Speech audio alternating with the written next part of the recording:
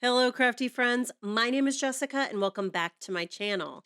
Today, I have a card for you where we're going to get really messy. So, if you prefer to not get messy, there are a little bit of some tips and tricks that you can do in order to have a similar effect. But here's some of the supplies. We're going to use a lot of Distress Oxide colors. We're going to use an embossing folder and a lot of splatter. So to get started, I like to use this technique with my finger. I find I have a little bit more control, and what we're doing is we're just kissing the top of that embossed panel to transfer the ink onto the raised edges. Now, like I said, you could use a glove. You could get a very similar technique. I know there are some people out there that use latex gloves to do a similar touching kind of transfer. But if you're allergic to latex, that's not going to work for you. But I think you could also use a flat sponge dauber. That would also work. You don't want to use a domed because that's going to have you push a little bit more into the image and transfer a lot of that ink into the grooves that you don't want to. I like to use my finger. Yes, it stains. It eventually comes off. It's really up to you as the crafter. For those of you that don't like to get messy, I'm sure there's also some other solutions that you've probably learned over the years to accomplish some of these more messy techniques. So I went ahead and got started there with Festive Berries, and the larger florals went ahead and added that down. And now we're using picked raspberry and just adding a little bit more color dimension here with these florals. We're going to layer these oxides on top of each other. It's really fun to play with oxides in different ways. This is one of my favorites, and it's really great because the way that it lays on top of this Neenah Desert Storm is really, really beautiful. These oxides are a hybrid kind of dye and pigment based combo. And so because they are pigment inks, they sit on top of the paper, they don't soak in. And so you can get those really vibrant colors, but also they're a really fun, like opaque consistency. So using them on these darker cardstocks, they still hold a lot of their same kind of color value. I thought I had enough Distress Oxide colors, but I did go ahead and grab some oranges. And I am grabbing two different colors, right? Persimmon and Crackling Campfire, just because I'm adding that little bit of a depth around the middle part of the florals. So I'm starting with one color, then adding the darker color around the middles, just to create a little bit more of a depth with the florals. Now, you're going to notice that while I'm using my finger, I'm still getting some of the color on the outside of the raised edges. And that's fine. If that it bothers you, then this is probably not the technique for you. I don't mind. Here you can see I'm using this eraser to try to pick up some of it or at least remove some of it. This is a sand eraser, so it's essentially taking off that top layer of paper if you press hard enough and work it long enough. But I decided, you know what, I'm going to be putting a lot on this panel as far as splatter goes and ink and paint. So it doesn't really bother me. It's also handmade, so that's a nice little touch just to show that it is. And it's kind of a messy technique, so it didn't really bother me. But if you're looking for a little bit more of a clean line when it comes to adding ink to a raised edge, this is probably not the best method for that. Maybe a sponge dauber would lay it down just a little bit better, and you could build that color up by going a little bit slower and just taking your time. But I like the kind of messy look that this brings when we have a little bit of the color that kind of falls off of the raised edges.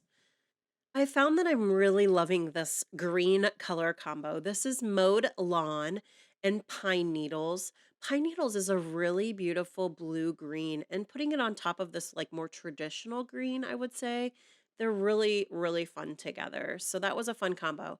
Now you'll also notice that I pulled a couple colors, particularly cracked pistachio, and I don't end up using that, and that's fine. I like to say in my videos, as I'm sure we've all have learned, that I do a lot of pivoting, and I can never go into a card fully knowing how I'm going to execute that card and making sure that I pull all the supplies when I do. It's definitely a work in progress, and pivot tends to be my word of choice in the fact that I am easily able to move past an original plan when I feel like it's not working. So we're just going to go ahead and darken up those middle colors of the florals, and then we're going to get busy adding some splatter. The nice thing about these oxides is they do a really beautiful splatter because they do have that pigment opaque quality. So I just went ahead and added some of the brown down onto a laminated piece of paper. This is my go-to for adding color and splatter, is using this laminated pieces of paper for a palette. It's a super easy way to clean up, and if it does stain, I haven't had it stain yet, you can just go ahead and make a new one. So it's a really inexpensive way to create a palette where you can see the color really, really well. So I'm putting the oxide ink down, adding some water, and then picking it up with a fan brush. I'm kind of concentrating it there on a diagonal from top left to bottom right for that splatter, just putting it a little bit more heavy there in the middle. And then I went ahead and added some acrylic white paint. Now this white paint is pretty thick, so I do add water to it. And I am noticing that depending on how much water I add, sometimes it does absorb the color that it is splattering on top of if there is an ink underneath. So I did go ahead and splatter that brown, picked raspberry, and then the white acrylic. We're going to go ahead and do a quick clean. I'm going to dry it off camera a little bit, and then we're going to add this beautiful gold paint onto the highlighting of the images. So I'm focusing on having a light source in that upper right hand corner and just adding the gold where the sun would highlight the edges of these florals and the leaves. This gold is relatively new to my craft room. It came from a recommendation from a crafty bestie, and I'm really enjoying it. It's an acrylic ink, which is for inkwells and pens and those kind of methods, but I'm really loving the consistency of it. It looks like it would be transparent, which it is when you're putting it on, but when it comes to splatter, it's a l it's kinda weird. It's really thick, but also not. It splatters really, really well. So it's got a really great consistency for that. But as you can see here, as I'm painting it, it's translucent enough that it's letting the color underneath come through. But when you tilt it, it's got a little bit of that more solid look to it. So we're just going to go ahead and quickly add some of the splatter, and then we're going to dry it one more time off camera before we move on to completing the card. I'm going to do a quick clean. Again, I used that laminated white panel over there for my color palette, and it's just worked really well. So I had this die cut created from a previous card that I ended up not using, and I'm just, again, I think it's too big for the card I'm attempting to use. So I went ahead and die cut this CZ Design Hello, and we're going to go ahead and build it up. I cut it out of 110-pound cardstock in the white and then the metallic gold for the topper.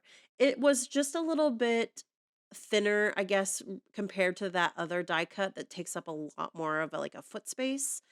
And that's why I ended up using this one. While it's similar in size as far as the width of it, not having the full density, and also I think with that vellum background, while I do enjoy vellum backgrounds, it just had a larger footprint. And this Hello die was letting more of that beautiful background come through. And so that's why I decided to move forward with that. Now, I am an over adhesor, so you're going to see that this Hello has a lot of glue on it. And I've used baby wipes before it dries to really just clean it up. Sometimes, though, when it starts to dry, it does make your metallic cardstock look a little bit dull. And I just use a gum eraser to take any dried glue off of metallic cardstock, and it works really, really well. So I went ahead and trimmed this panel down. I took I believe, a quarter of an inch off of both sides to bring down and have that nice white border that I like to have on my cards. And then we're going to use some foam tape. Again, I'm an over adhesor not only with liquid glue but also with foam tape. So you're going to see me use a lot. However, this just makes it so that the card mails a lot better. When you have less foam tape or if you don't support your panel entirety, you're going to get that sagging when it mails potentially. So I like to use a lot. This is my favorite for adding a lot of loft to a background panel. Altenew foam tape has got a great loft. There are thinner foam tapes out on the market. Simon Says Stamps Big Mama foam tape is one, but I just really enjoy adding the extra height with this foam tape for background panels. So now we're ready to add the sentiment. And as you can see, that hello die lets a lot more of the background come through as opposed to the one up above that just because with the vellum on the background and then it's just having that more density to the typeface. It's blocking a lot of the beautiful card and I just felt like it wasn't quite balanced enough. So that's why I did go ahead and go with this hello die. So we're adding it here. The gold is beautifully matched with the other gold. They're very similar in tone. Maybe the ink is just slightly more yellow, but in the light, they end up looking very, very similar. And then we're going to go ahead and finish this card by adding some jewels. I grabbed these ones and then did a little test and decided I didn't quite like the way they looked with the other golds on the cardstock or the cards. So I went ahead and grabbed some of these coins and we're going to add those on there. And then that's the card for today. Thank you for joining me. I do apologize for my voice if it does sound like I have a cold. I do. I'm slowly getting over it. But I appreciate you joining me today. All of the supplies are linked below in the description box, so be sure to hit expand. Now, please note that they are affiliate links, and what that means that if you click on a link and shop with me, I do receive a small commission at no additional cost to you. This just helps me keep my craft room full and the content new and fresh. And that's it. Thanks for joining with me today. Take care.